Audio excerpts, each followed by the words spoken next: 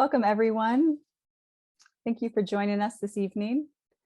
My name is Emily Stewart, and I'm the Assistant Director of the Duke Human Rights Center at the Franklin Humanities Institute. And we are very excited to be hosting this event tonight with Dr. Keeley, whose book, Reagan's Gun-Toting Nuns, The Catholic Conflict Over Cold War Human Rights Policy in Central America, won the 2020 Juan E. Méndez Book Award. Before we begin, I want to mention that over the last year, students from the Native American Student Alliance, staff and faculty from Duke, UNC, NC State, and members of local Native nations have been participating in the Land Acknowledgement Committee. And the purpose of this committee is to center Native students' intentions in creating land acknowledgements and to consult with local Native tribes about the practice of reading them in a university setting. I want to honor that we're still in this process, so I won't give a formal land acknowledgement now, but invite everyone to learn more about the land you live on and the Native people who currently still live there or who have historically lived there. And I'll put in the chat a map that's a helpful starting point, as well as a guide for creating land acknowledgements.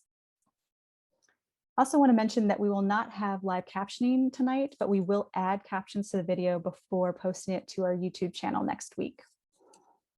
There will be an opportunity to ask questions, so please feel free to send those through the Q&A at the bottom of your screen.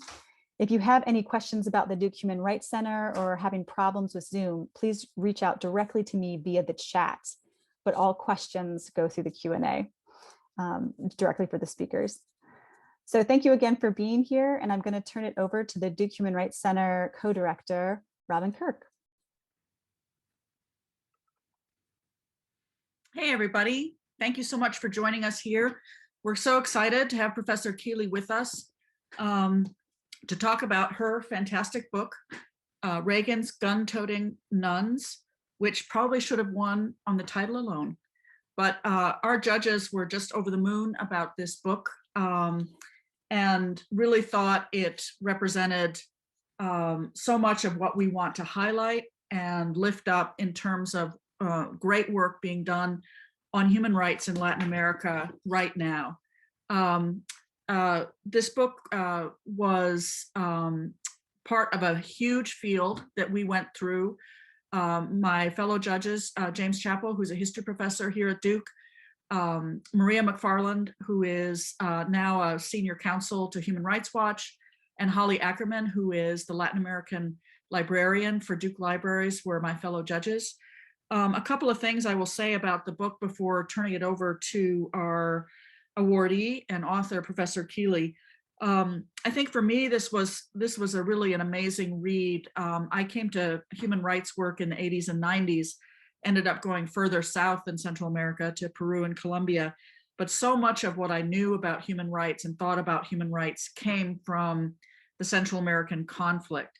And reading this book, I learned so much about the history of the Maryknolls, the history of the Central American conflict, the connection of the Catholic workers and the human rights situation in Central America.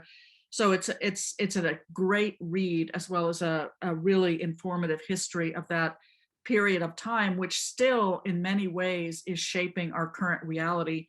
And all you have to do is look at the border right now to see the effects of a lot of what happened during the time that Professor Keeley is writing about.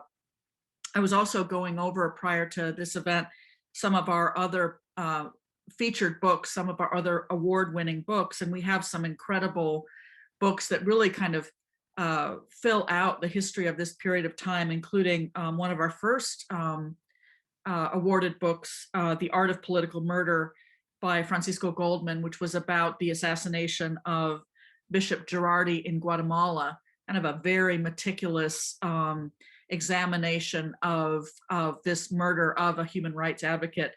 And then Kirsten Weld's Paper Cadavers about the Guatemalan National Archives.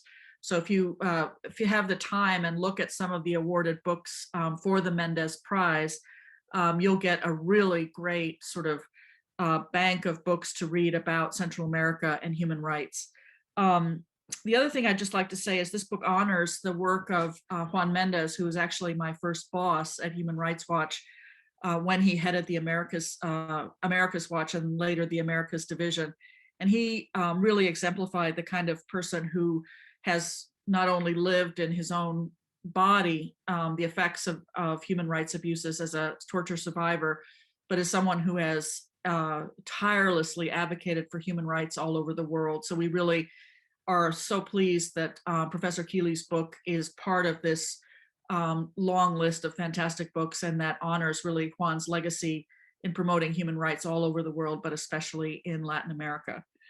So with that, I will turn it over to Professor Keeley, who has a presentation, and then we're going to go to some questions and answers. So if you have questions while the presentation is going on, please feel free to put them in the Q&A, which is at the bottom of your screen, and we'll try to get them all in before the end of our presentation. So please join me in welcoming Professor Keeley.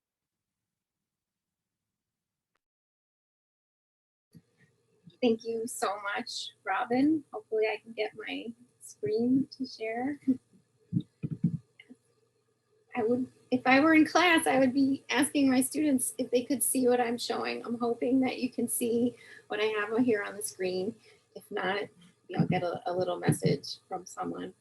Thank you to Robin and to Emily, to members of the Book Prize Committee. It's been an incredible honor to receive this award. Thank you to all of you being here, even though I can't see you. Please let me know if you can't hear me. I'm fighting with the local airport and some white noise here in our building. Even after a year of COVID, I'm still not used to speaking on Zoom, so I have a feeling I'm gonna screw up at some point, and I'm just gonna roll with it. So I thank you in advance for your patience. I'm going to talk to you about what prompted my interest in this project, how I reached my conclusions, and what surprised me during my research. President Joe Biden is very public about his faith. You may have noticed that he wears his son Beau's rosary beads. And yes, I did mean to cut his face out. I wanted you to see the rosary beads that he's wearing here around his wrist, and that Joe Biden frequently attends Mass. Despite Biden's sincerity, not everyone agrees that he counts as a true Catholic. In fact, some of his biggest critics are other Catholics. Just days before the presidential election, you can see here, people protested outside of a Delaware church while Biden was attending Mass. These were Catholics, and they were condemning Biden's stance on abortion and a few other things here as well. You might be thinking, big deal. People argue over abortion. Why should anyone, especially non-Catholics, care about Catholics fighting with each other? What do interfaith squabbles have to do with US politics more generally? These debates are not new, and there is more than abortion at stake. As I argue in Reagan's Gun-Toting Nuns, these inter-Catholic debates were pivotal in shaping US Central America policy during the Reagan years. It might seem odd that I see a Catholic story centered on a non-Catholic president. But as I argue, Catholic disagreements affected the United States, Nicaragua, and El Salvador because Reagan interjected himself into these squabbles. He chose a side, and then he exploited these disagreements to his political advantage. What was a hotly contested debate in the United States had life and death consequences in Central America. During the war in El Salvador, 75,000 Salvadorans died. 350,000 were wounded, and about 1 million were displaced. The Contra War left more than 30,000 dead. My introduction to this story began with a single moment. On Thursday, December 4th, 1980, US national news program showed 2 men in El Salvador hoist a lifeless female body from a shallow grave. They then dragged it across the dirt. A crowd watched uncomfortably. Many stood with arms crossed or hands over their mouths. The bodies of 3 other women followed. They had been raped and shot at close range. The 4 were Americans: Maryknoll sisters Ida Ford and Maura Clark, Ursuline sister Dorothy Kazel, and Maryknoll lay missioner Jean Donovan. They collectively became known as the Four American Churchwomen. Their murders were neither unusual nor random. The women were among the thousands murdered as part of the escalating campaign of violence against the Salvadoran church. Just 9 months before, San Salvador's Archbishop Oscar Romero was shot while saying Mass. But unlike the estimated 8,000 to 12,000 Salvadorans who were killed in 1980, the churchwomen received international attention. News coverage of the exhumation of their body introduced many in the United States to El Salvador. In the 6 months after the murders, the White House received 10 times more protest letters about their deaths than it did during the entire Iran hostage crisis. And that crisis lasted 444 days, over a year. In response to the murders, the lame duck Carter administration cut economic and military aid to El Salvador, while Reagan officials implied the women caused their own deaths because they engaged in behavior inappropriate for nuns. Jeane Kirkpatrick, the nominee for US Ambassador to the United Nations, stated, "The nuns were not just nuns, they were political activists." Another official referred to, quote, nuns hiding machine guns for insurgents, but he quickly said that he was not referring to the churchwomen. In March of 1981, Secretary of State Alexander Haig testified before Congress that the churchwomen ran a roadblock and died in a shootout, contrary to the evidence. The incident and Reagan's officials' response to it is what drew me to the project. During research for a first-year graduate seminar, I was reading newspaper articles about Central America. I saw the story of the four churchwomen. I was familiar with the murder of Archbishop Romero, but not the women. Then I read Haig's allegations. Wouldn't his comments be a public relations disaster, I wondered? Why would Haig make comments like this when he knew how upsetting such comments about nuns could be to Catholics? I knew Haig was a Catholic. I knew his brother was a Jesuit priest. I also had heard rumors that he had been kicked out of an all-boys Catholic high school in North Philly where my dad went, but that's another story. These questions inspired me to learn more about Maryknoll, the Catholics in Reagan's cabinet, and what was happening in Central America. I discovered that Maryknoll was the oldest US-based missionary order. Despite 13 years of Catholic school, I had never heard of Maryknoll. I was shocked to learn how many staunchly anti-communist Catholics were in Reagan's cabinet and how many of them shaped Central America policy. I will just name a few because honestly, if I gave you the entire list, we would be here all night. Besides Haig, there was CIA Director William Casey, 3 national security advisors, Richard Allen, William Clark, Robert McFarlane. People who helped shape Reagan's public messaging were also Catholics. Communications Director Patrick Buchanan, speechwriters Peggy Noonan and Tony Dolan. You may know Tony Dolan's work if you've ever heard Reagan's Evil Empire speech. That was his doing. The most powerful people handling foreign policy were Catholics. I discovered that the murders of the churchwomen revealed a fractured religious identity among US Catholics. While Reagan officials took one approach, the churchwomen's murders inspired other Catholics to take another. The San Francisco Cathedral unfurled the banner, US dollars kill US nuns. The slogan, or a close variation of it, appeared in protests across the United States, Canada, and Central America. Protesters even dressed as murdered nuns. During Alexander Haig's commencement address at Syracuse University in May 1981, 4 individuals dressed in blood-splattered habits stood and pointed at him. They interrupted Haig with chants, "Get out of El Salvador," "Washington guns killed American nuns," and my personal favorite, "We need Haig like we need the plague." In this way, we can see how the culture wars of the 1980s were not just about domestic political issues, such as abortion, but also involved foreign policy disagreements, such as those over Central America. Ultimately, I saw the rape and the murder of the church women as the tip of the iceberg. It revealed all of the Catholic baggage that had been lurking underneath the surface.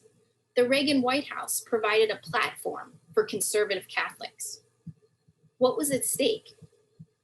Comments like Haig's revealed a larger debate about the meaning of Catholic identity.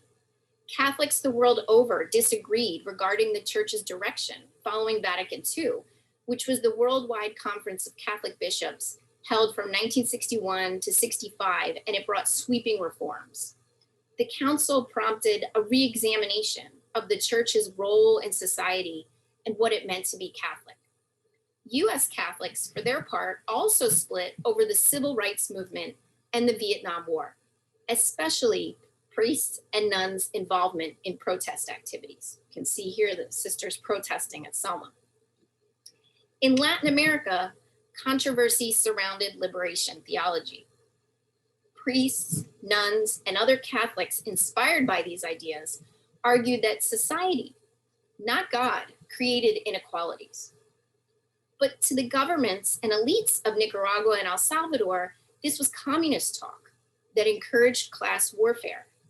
If the poor, who comprised the overwhelming majority of the population, believed that it was not God's will for them to be poor, what would happen to society? Consequently, elites justified the harassment, torture, and even murder of priests, nuns, and catechists as necessary to save both the nation and the church from communism. US Catholics watched these developments with alarm. They cared about Central America because the area was predominantly Catholic and because they saw these Central American debates as determining the church's future direction.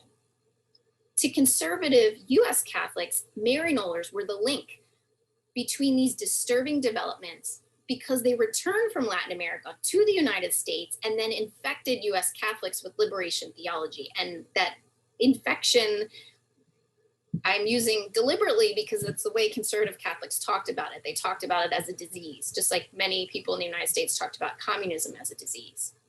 It also mattered that it was Maryknollers. During the early Cold War, Maryknollers abroad cooperated with CIA efforts. Many US Catholics understood the Cold War through Maryknollers, while at the same time, stories of Maryknoll martyrs reinforced Catholic support for US foreign policy. There were even books about Maryknollers, which the sisters themselves wrote. These Maryknollers imprisoned in China. There were movies. Jane Wyman, Ronald Reagan's first wife, even starred in one of them. But beginning in the 1960s, based on experiences living and working among the poor, especially in Latin America, Maryknoll began to move away from its close association with the US government, and it began to question US Cold War policies. I thought my exploration of the murders and US El Salvador policy during the early Reagan years was the end of the project. And then I stumbled across a quotation by CIA Director William Casey in April 1985.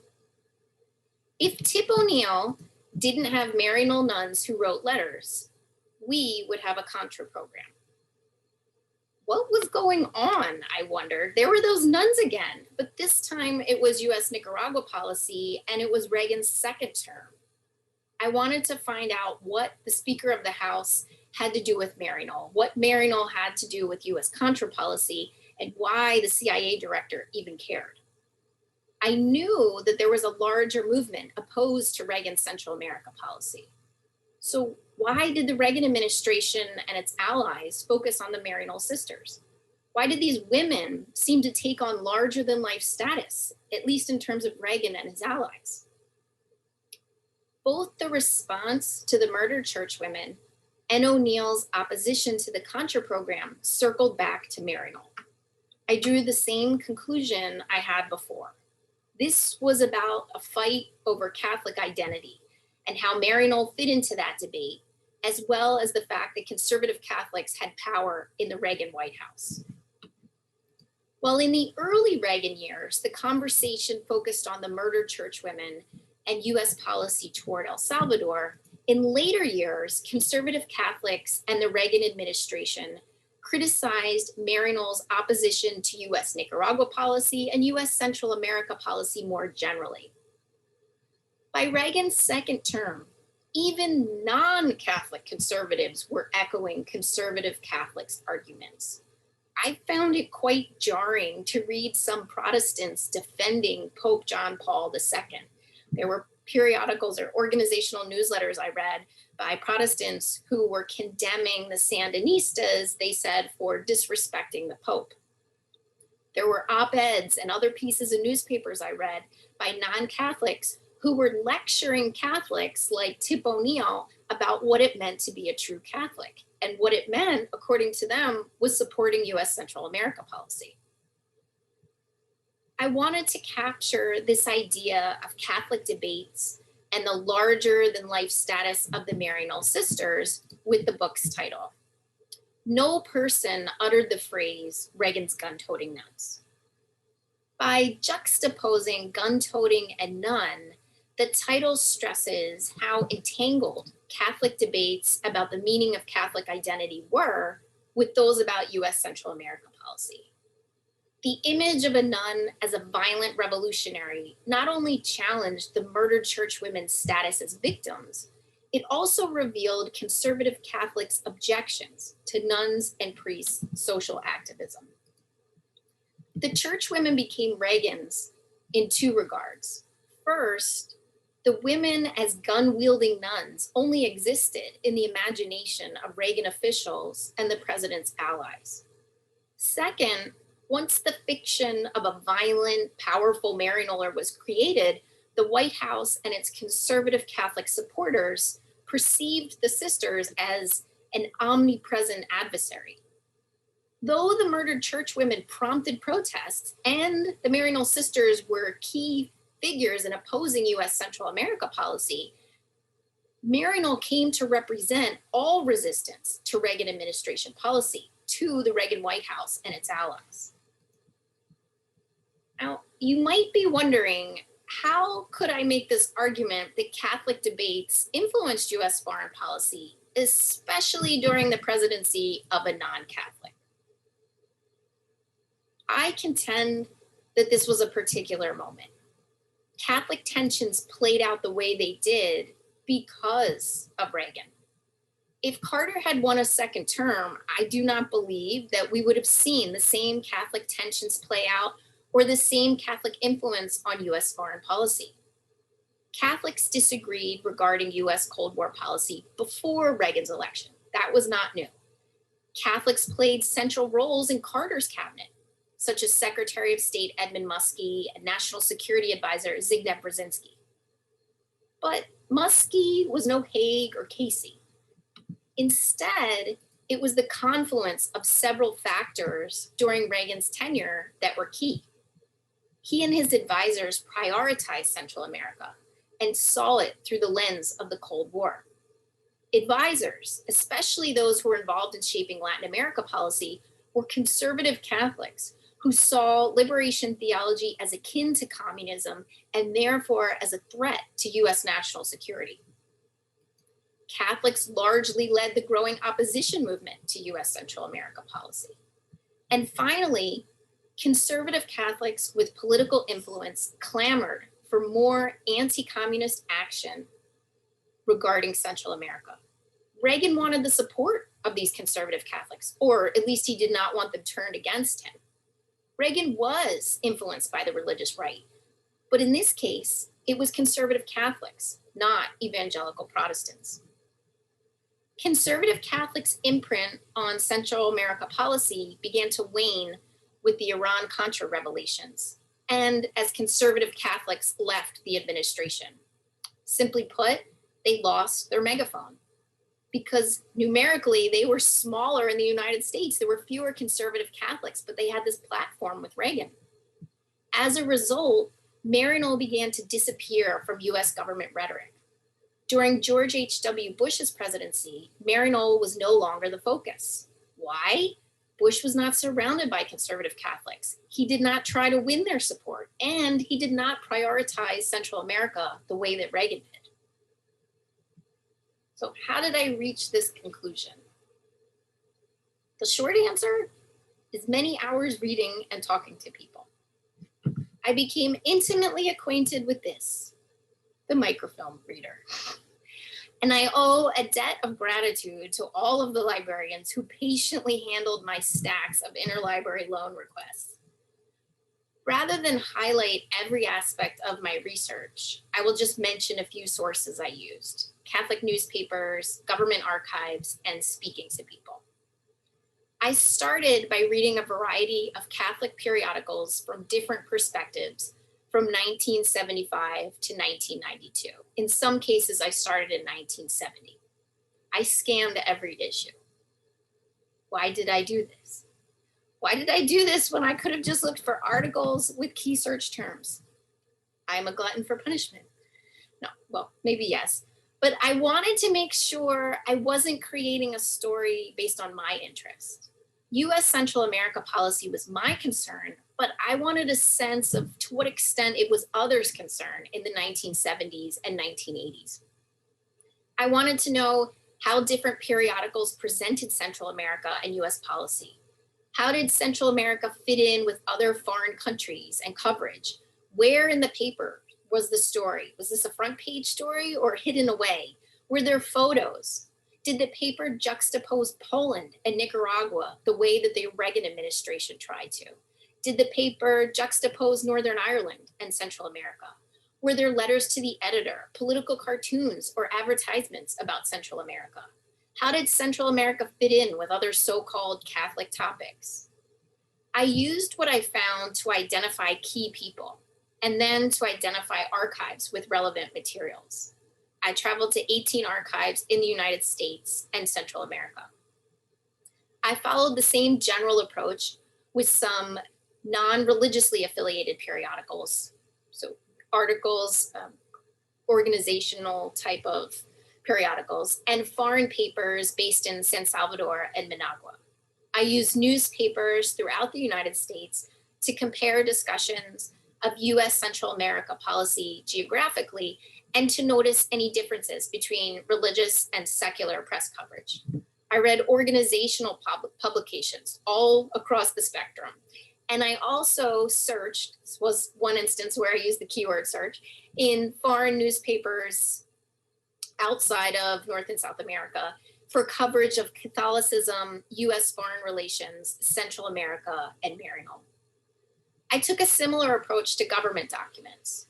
I also visited presidential archives and those of key members of Congress. Again, I won't go into detail, but I will just note that there were no files labeled liberation theology at presidential libraries. Instead, I read for my interest in between the lines of meetings, memos, and other correspondence. I read constituent mail to see what prompted people to contact their elected representatives, who they were, and if they lumped Central America in with other issues. Finally, I spoke to people with firsthand experience. The first time I used the Maryknoll archives was in March of 2008. While conducting research, I stayed with the sisters at their retirement home in New York. My aunt, who intended to become a Maryknoll sister, but left before taking her vows, has maintained friendships with some of the women from her entering class. And I actually didn't even know this story until I started my project. So she contacted her friend who was living at the mother house, Sister Teresa, who picked me up from the train station. And then she arranged for me to stay in a guest room at Maryknoll. She made a welcome sign for me. She left me treats. She even made me some cookies. And then she escorted me around the mother house. She introduced me during meals, and she even showed me how to save a seat so that I would not lose my spot while getting food, which is very serious business at the mother house. It involves sugar and Splenda packets. She arranged for me to meet sisters, especially those who lived in Latin America or who knew the church women.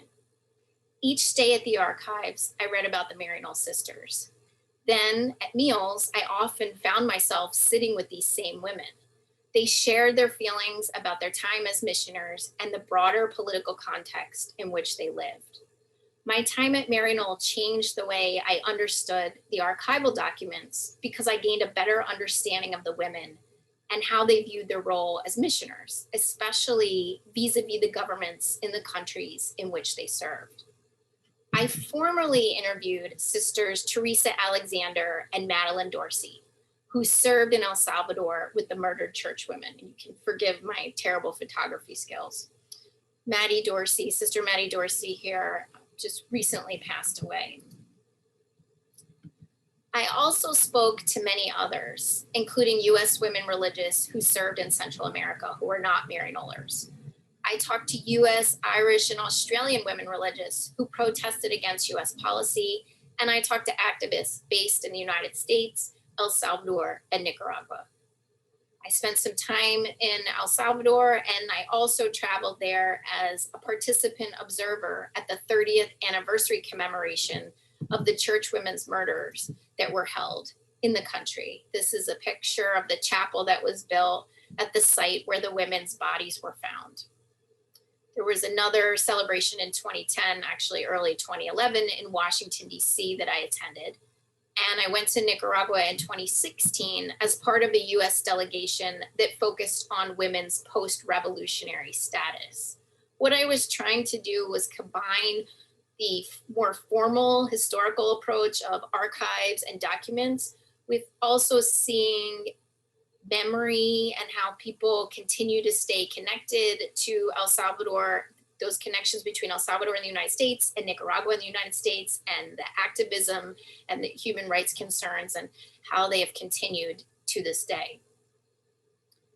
There were some things that surprised me during the course of my research. These were moments when I stopped and I thought, this is unbelievable. I will highlight two of them.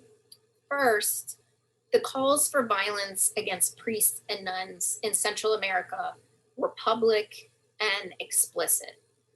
In El Salvador in the 1970s, there were things called campos pagados. They were paid political advertisements in the Salvadoran press. These were not personal ads, people looking for others who like pina coladas. These were serious political advertisements, and they often were quite nasty. In ads in 1977 alone, there were multiple ads I saw from conservative Salvadoran groups that equated clergy social activism with communism. I'm going to show you one. This is an ad here. I know the type is small. What it is, it's from a group called Faro, a lobbying group of landowners that was established to try to pressure El Salvador's president to abandon land reform. And in this advertisement, Faro's arguing that the Jesuits were inciting people to break the law. As they said, they severely censured the criminal, anti-Christian, and illegal conduct of those priests who preach hate, violence, and incite the masses to commit criminal acts. I also saw letters that were published from groups of Salvadoran women to the Vatican where they were arguing that it needed to step in to make these priests behave and stop inciting the poor to violence, as they argued. So I read that initially, and then a few months later, in 1977, in Nicaragua, Police Director William Crenshaw was even more direct than these advertisements. This is a little more subtle in the sense that they don't directly call for violence, but they're definitely using intimidation tactics. At this press conference, Crenshaw was flanked by military authorities, and he announced, this is a direct quote, "Certain priests are preaching revolution and violence from the pulpit and the schools." So it sounds similar to what I saw in El Salvador. But then Crenshaw went farther. What was needed, he said, we have to begin killing priests. 2 days later, his son Robert named even more priests and nuns that he believed were troublemakers and announced that the White Hand paramilitary organization kept a list of those people and was intending to kill them. So the fact that these people were so public about their calls for violence was just mind-boggling to me. Another surprise to me was Maryknoll sisters' awareness of the risk that they face and their continued persistence despite it. At the 1978 Maryknoll Sisters General Assembly, delegates from Mexico and Central America pledged to side with the poor and suffering. They noted that neutrality meant support for the status quo, so they concluded we cannot remain neutral.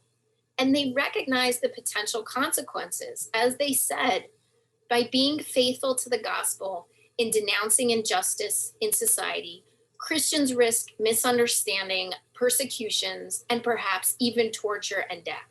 We may be accused of being subversive.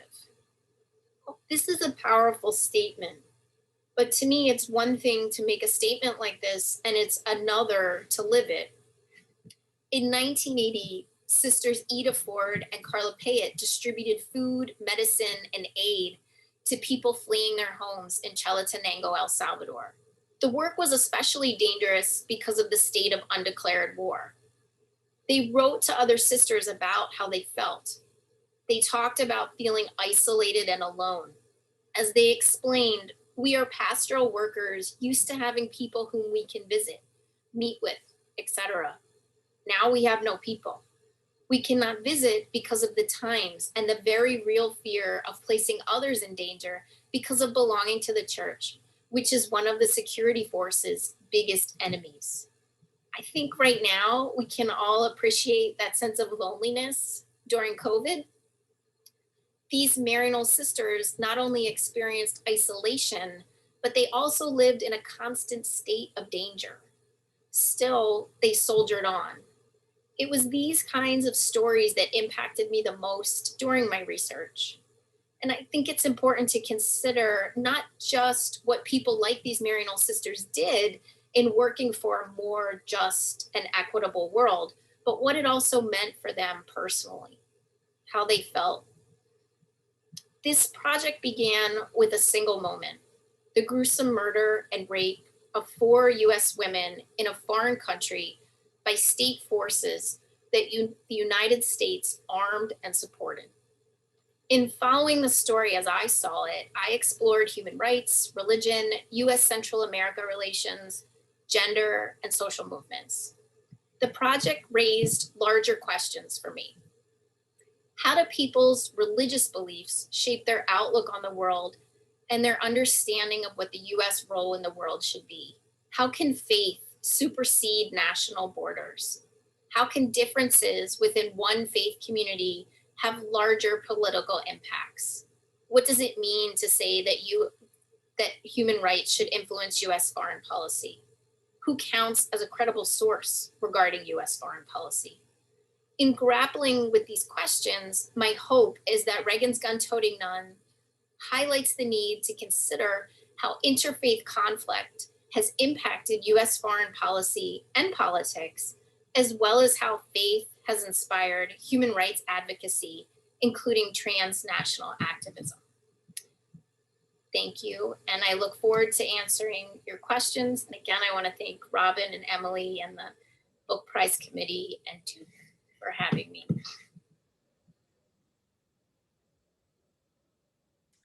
Great, thank you so much. That was fantastic. If we still have some time, so if you are interested in, oh, there was Yosemite there for a minute. If you are interested in asking Professor Keeley a question, please type it into the Q&A at the bottom of your screen, and we'll have some time to engage with Professor Keeley about that.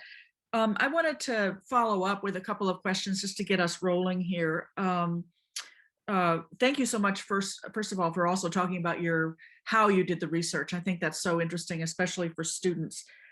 I want to invite you to talk a little bit more about the women, about the 4 women, but also about the Maryknoll women that you interviewed for this. And if you could just tell us, like, what sort of impressions, what sort of things you learned from them, you know, in these one-on-one interviews that helped inform the book. It's a great question. So many things are popping in my head. The first thing I thought of, just because Sister Maddie just recently passed away, when I talked to her, there were a few things that she said to me that that have still stuck with me. For those of you who don't know, Sister Maddie lived in El Salvador in the late 70s. And before that, she had been involved in integrating one of the first hospitals in St. Louis. She also marched at Selma. I could have found a picture with her in it. So she had a long history of being involved in social justice causes. Two things that she said that really stuck with me. One of them was, I'm going to try to not get upset. She said, "I wish it had been me."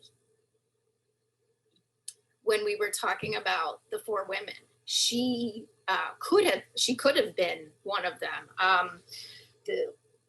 The two women, Sister Dorothy Kazel and Jean Donovan, were going back and forth to the airport to pick up Maryknoll sisters who had been at a retreat in Nicaragua. And their first trip to the airport was to pick up Sister Maddie and Sister Terry.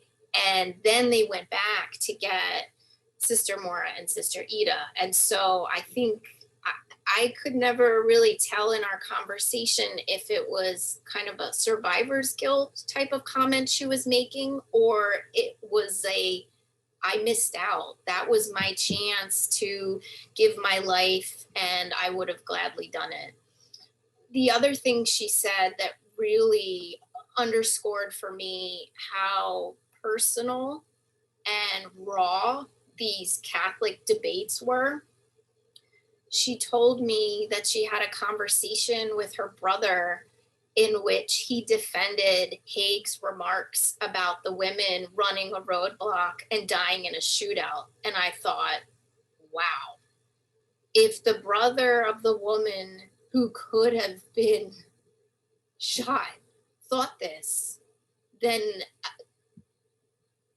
there are no rules in a way about how you can guess where people are going to fall on the spectrum of, are these women, for some Catholics, these women were human rights advocates. For others, they were just communist sympathizers or maybe dupes. And so that really hit home to me that these were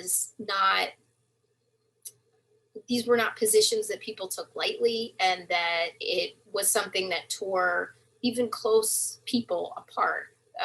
It reminded me when I noticed other things that a lot of these people who were the most public critics of Maryknoll had actually had prior connections to them. So to me, it seemed like they felt Maryknoll's switch to starting to question US Cold War policy, they saw it as a personal slight. I thought someone like a Pat Buchanan publicly said things about Maryknoll. He wrote op-eds about them. Then I discovered reading correspondence in the Reagan Library. I'm still not sure why these letters were there, but his brother had attempted to become a Maryknoll priest and then left before he had completed the process. And so the Buchanan family had ties. There was another very vocal critic of Maryknoll, Brawley, and her father had previously donated to Maryknoll and been close to them. So it was more than just a political view about the Cold War or communism, that for a lot of people that was entangled with their personal feelings and relationships. And kind of on the same theme, the violence against, in general, in the Central American conflict, but is rather spectacular. But there's a sexual nature of it as well, and the fact that these were women was so important. Could you just dig down a little bit into how you see how gender played, not only the fact that they were nuns, but that nuns are women, and their killing was also especially brutal. Could you talk a little bit about how that issue of gender played in this conflict at that time? In terms of the US response to it, that was one of the things that surprised me, that the part of the story that the women were raped seemed to very quickly fall away. And I still don't have a good answer to why that happened. There were letters I read to President Reagan from some women religious who were outraged. And their argument was, they said something like, well, do you not care because that's the fate of so many Salvadoran women and you don't care about them either? That this is just part of a general horrendous climate in terms of violence, state violence and violence against women, that you're ignoring it. It's even today, the commemorations for the women, it's very rarely mentioned that they were raped. The focus is on the murder. And I'm not sure if some of that is also, get too much into psychoanalysis, a Catholic thing with wanting to avoid all issues related to, it's not about sex, it's about power and violence. But if that's part of kind of what's happening, I don't really understand it, because the conservative Catholic press at the time, I saw a lot of advertisements and discussions about non-US sisters who had been raped in Asia. And they were very vocal about those conversations. So I think for some of it, it was about an attempt to completely erase any conversation about these women being victims, that they brought this on themselves. And if you talk about the rape, then you were going to have to deal with the fact that this was not, they did not bring this on themselves. There, in no way did they do that. Right, interesting. Switching a little bit, you talked quite a bit about the White House, about the executive, but in your book, you're also talking about the role that the U.S. Congress played in the interplay over this policy and in reaction then to the violence against the Maryknolls. Could you talk a little bit more about U.S. Congress's role? So one of the people I focus on a lot is Tip O'Neill, Speaker of the House, also Congressman from Massachusetts.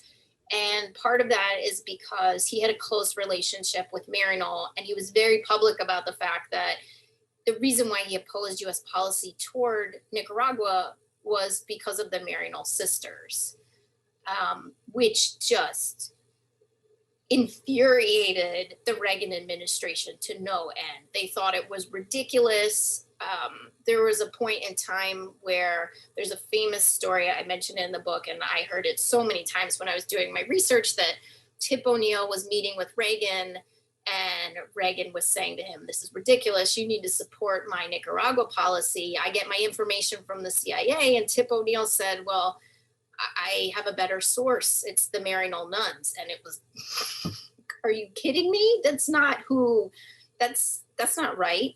And later in 1986, Tip O'Neill was giving an interview to Jimmy Breslin, and he said, they talked about it in very gender terms. He said, it's this macho thing that they have going on.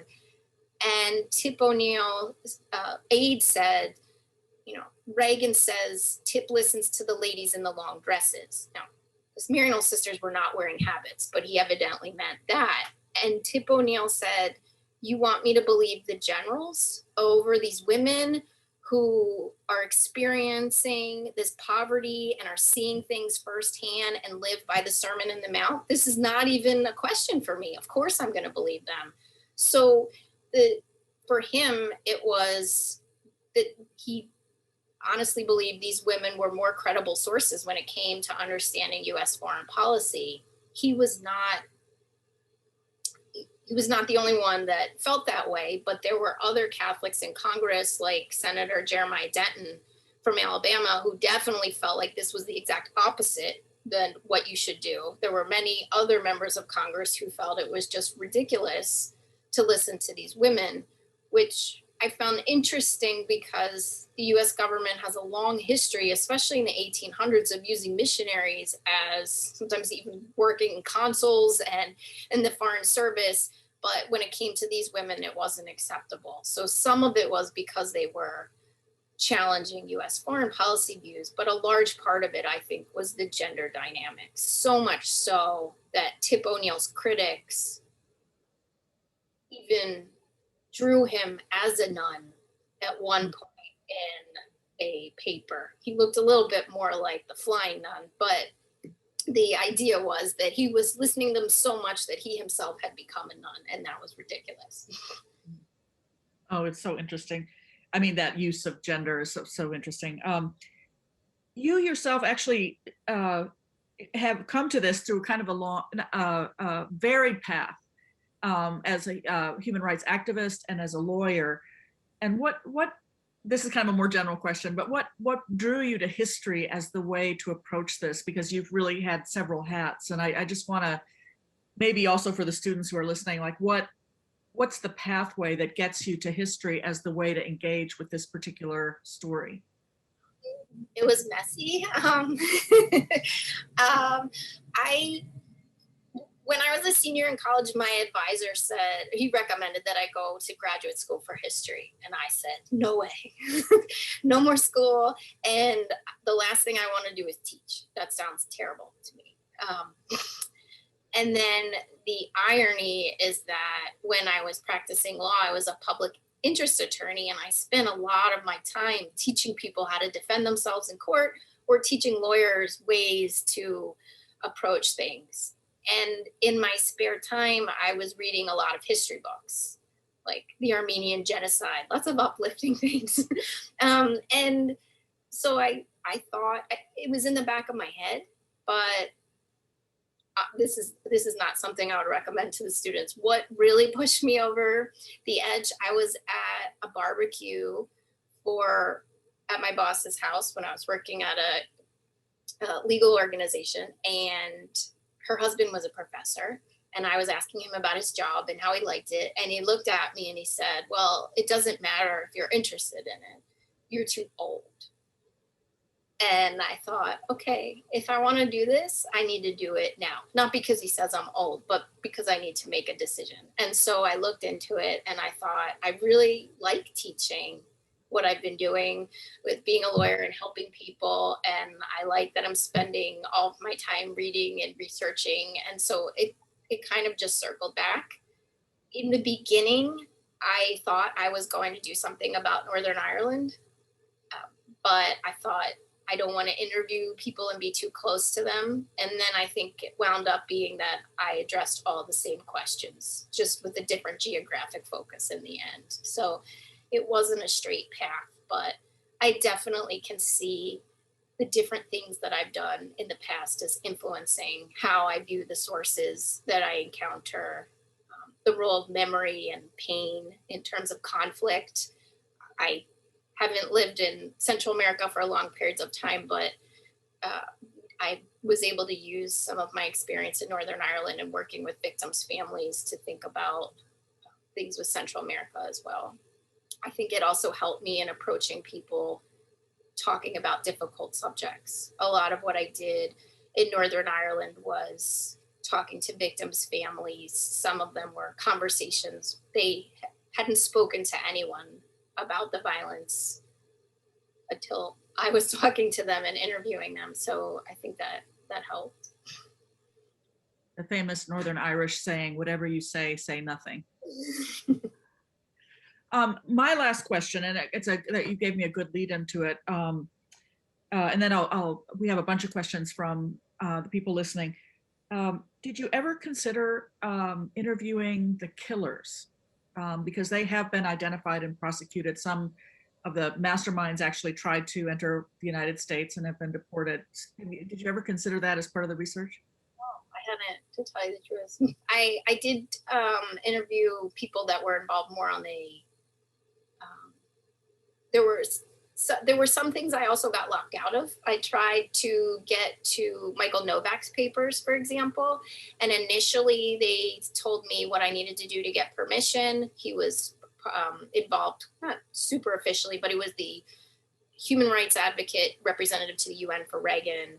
He wrote a lot about his opposition to liberation theology. And initially they said I could look at the papers, and then I'm not sure what happened. I don't know if they did a Google search. They wrote back to me and said, we have now decided that his papers are permanently closed to everyone for 80 years. So I wasn't always successful in getting access to the things that I wanted to see. Full disclosure, my brother dated his daughter for a while, but that's neither here nor there. So some of the questions from those people who are listening. This is from Professor Nancy McLean, who's on our executive board. Good to see you, Nancy. And let me just read her question. She's also a historian. So wonderful to see you here. I was leaving Northwestern as you were getting started. I remember your interest in this story and I'm blown away by what you've done with it. Your presentation has been phenomenal and I can't wait to read the book. Are you interested, here's the question, in later right-wing Catholic history? The Alliance Defending Freedom is doing similar incitement around the world now with financial backing from the Koch network and other US donors. And then a second part of that question is also curious about right Protestants' role in the story. So I know, hi Nancy, it's nice to see you. I can't see you. I know the Koch brothers is your bailiwick there. I haven't looked into that issue. And the second question, yes, there were Protestants involved in my story. That was part of what most surprised me. Not just that there were these alliances with more liberal Catholics and Protestants and Jews versus more conservative Protestant Catholics and Jews, but how much some of these Protestants really adopted Catholic arguments. And I feel like it's one thing to say, I agree with Reagan's policies on Central America, but for a Protestant organization to put a picture of Pope John Paul II on the cover of their organizational publication is just, I couldn't believe it. So, and that was not even a far right type of Protestant organization. So.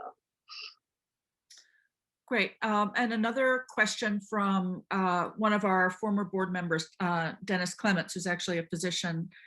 And I think, Dennis, you're still the head of global health, but I'm not sure. Do you think this has been as relevant an issue in Honduras as well? Do you think it's still alive today in Central America, given the rise of the evangelicals and Mormons? Good question.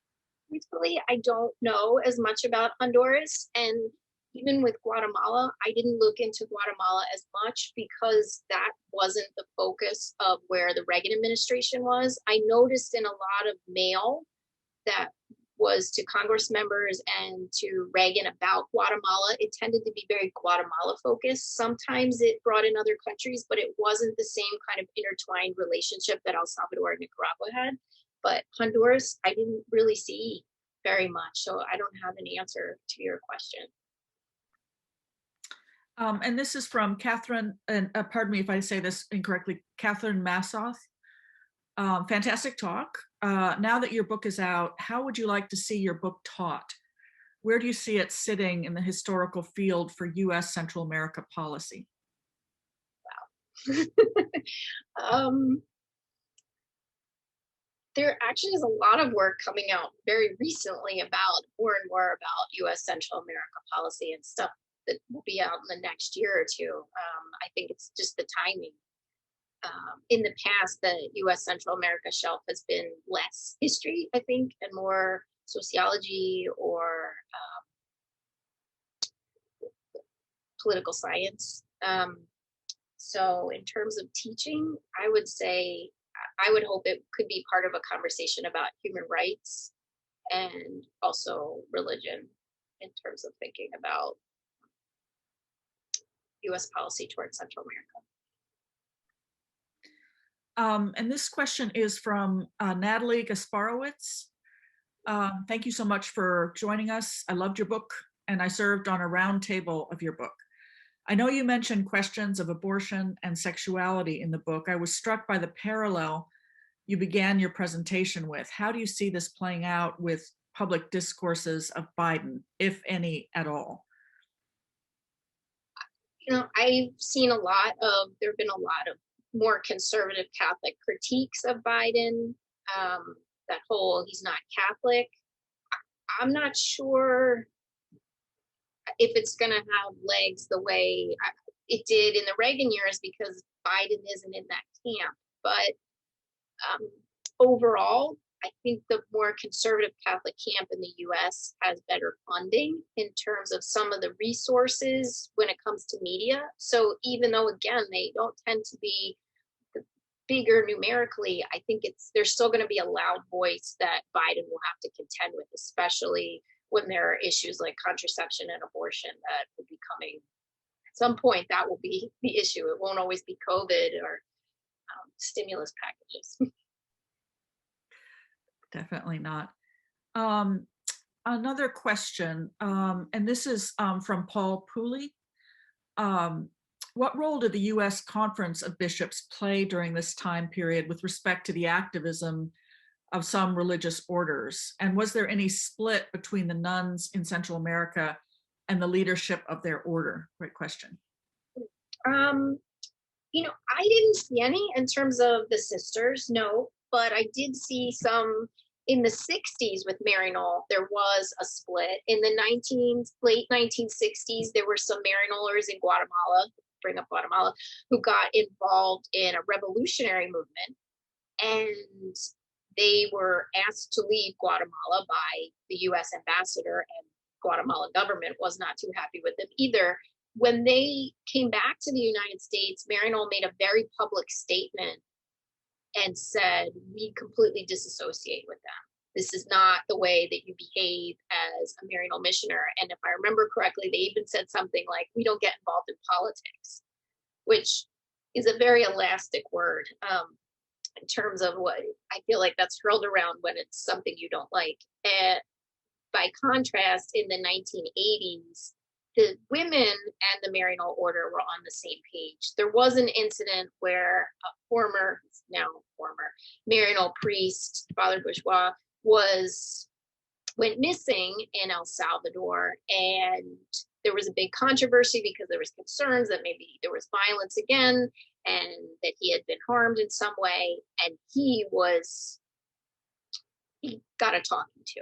And that actually came up when I was talking to the women when I was at the Mother House. Some of them were very, very angry with him. And I don't think they were angry that he did that.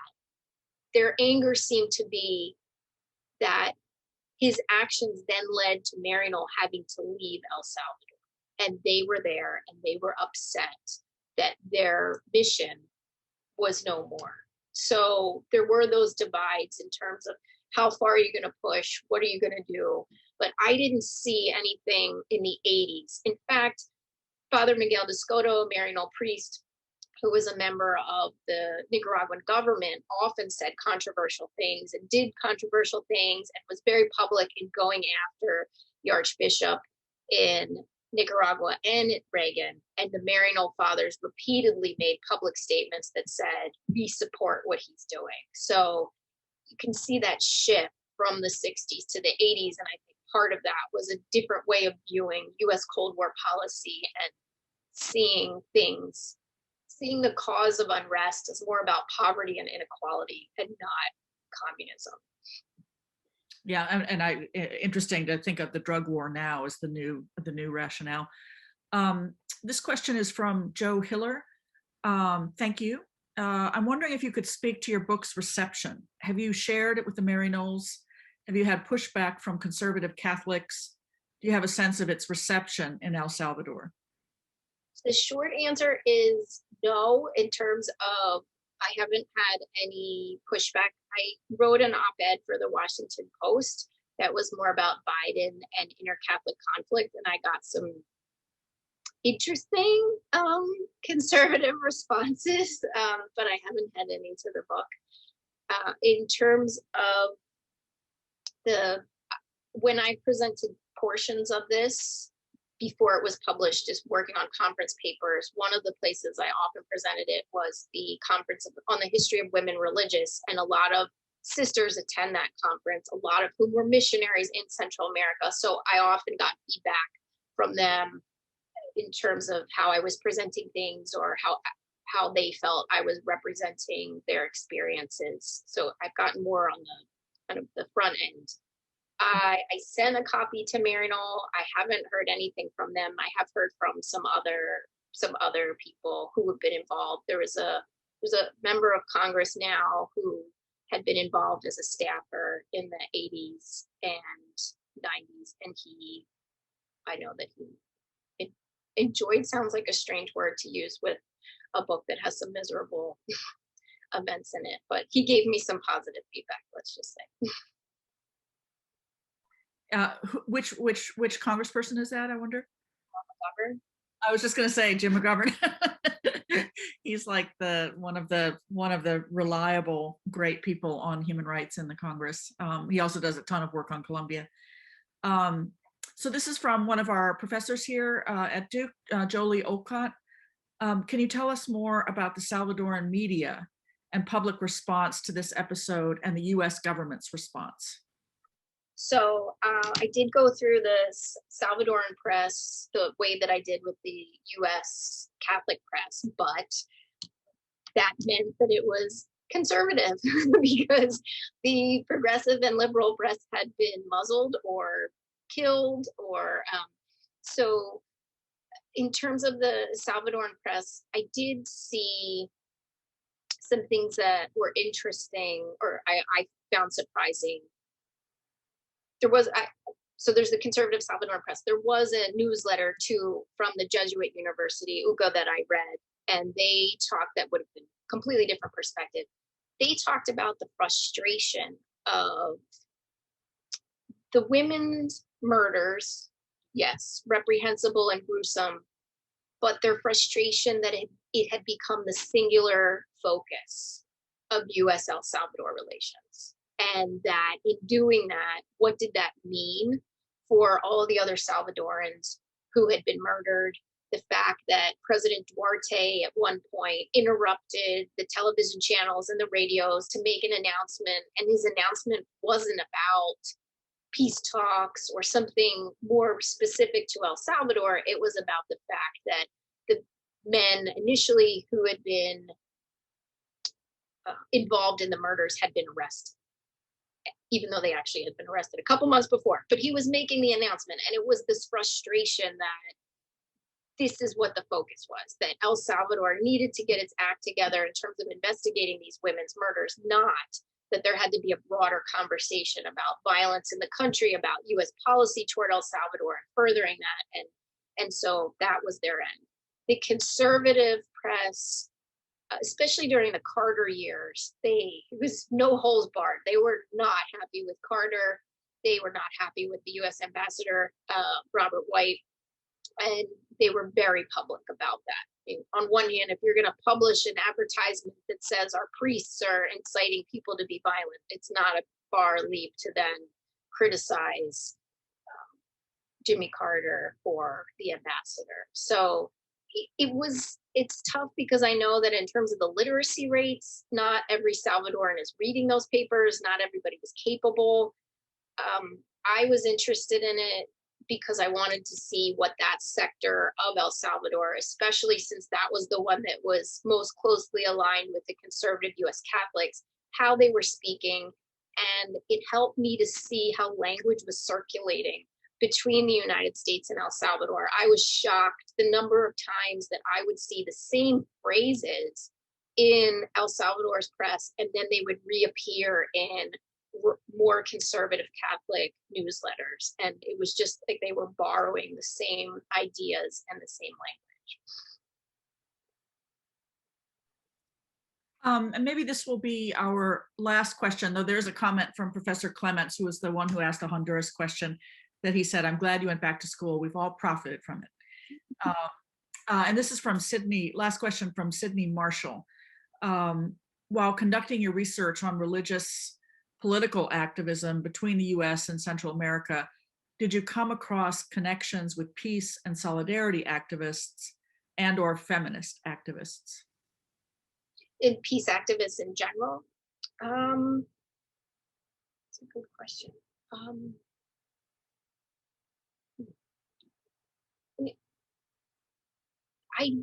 The Maryknoll sisters never talked about what was happening in Central America as solely a U.S. policy focus. They talked about it in those terms of peace and rights for women and rights for the poor. I'm trying to think. I didn't focus too much on the organizational connections. Maryknoll was among other activists who were surveilled by the FBI and the sanctuary movement too. But no, not that I can think of right now. Well, I will just ask a last sort of roundup question, and that is, and this has been alluded to a little bit in the conversation that we've had. Why should this matter to students today? Why should we care about this period of U.S. history, of Central American history, of Catholic history? What makes this relevant for today?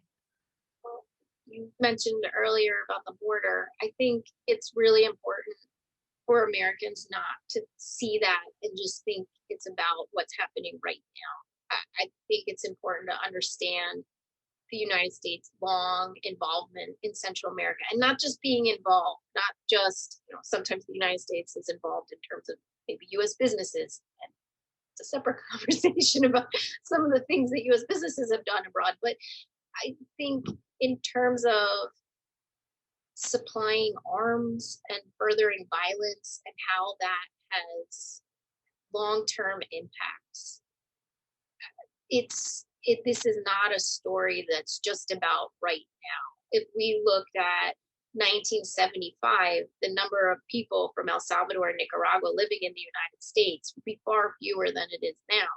Now it's near 25%, I think the last time I checked, of Salvadorans who live in the United States. So some of this is about connecting with family and having opportunities, and some of it is about escaping violence, especially for women in El Salvador. I think we talk about gangs, all of these things circle back to the 80s and the 70s, and we can't have that conversation about what was happening in Central America without acknowledging the role of the United States. So I think it's important too, because it wasn't defined as a war that the US waged the way that we might talk about World War II or World War I. And because of that, I think it can easily be forgotten or misunderstood in terms of just how extensive that US involvement was. You don't necessarily just need to have tons and tons of boots on the ground to make a huge impact on people's lives.